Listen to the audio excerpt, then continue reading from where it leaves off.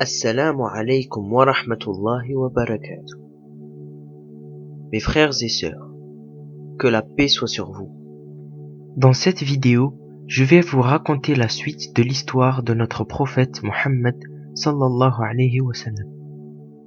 À l'époque de la première révélation, tuer, voler, torturer, avoir des esclaves était tout à fait normal.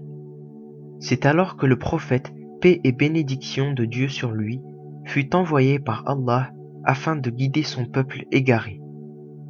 Son cœur a été purifié et Allah a fait en sorte que Mohammed sallallahu alayhi wa sallam ne fasse aucun péché durant toute sa vie. La première personne à avoir cru au prophète Mohammed sallallahu alayhi wa sallam est Khadija, son épouse. C'est la mère des croyantes.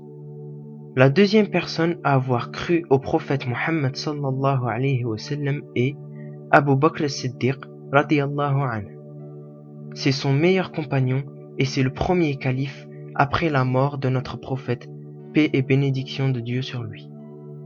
Les autres personnes à avoir cru au prophète Mohammed sallallahu alayhi wa sallam étaient généralement des pauvres ou des orphelins. En revanche, les premiers à avoir accusé de menteur notre prophète, paix et bénédiction de Dieu sur lui, sont les Qurayshites. Ce sont ses ennemis jurés. Durant quelques années, notre prophète Mohammed, paix et bénédiction de Dieu sur lui, a été maltraité. Il s'est fait insulter et taper car on le prenait pour un poète et un sorcier. Il prit donc la décision, avec son compagnon Abu Bakr as-Siddiq radiyallahu anhu, de quitter la Mecque. Lorsqu'ils sortirent de la Mecque, il faisait nuit. Alors, ils allèrent se réfugier dans un mont appelé Jabal al-Nour. Mais le lendemain matin, les Qurayshites avaient remarqué qu'ils s'étaient enfuis. Alors, ils partirent à leur recherche. Ils arrivèrent à proximité d'une grotte dans laquelle se réfugiait le prophète, paix et bénédiction de Dieu sur lui, et Abu Bakr as-Siddiq radiyallahu anhu.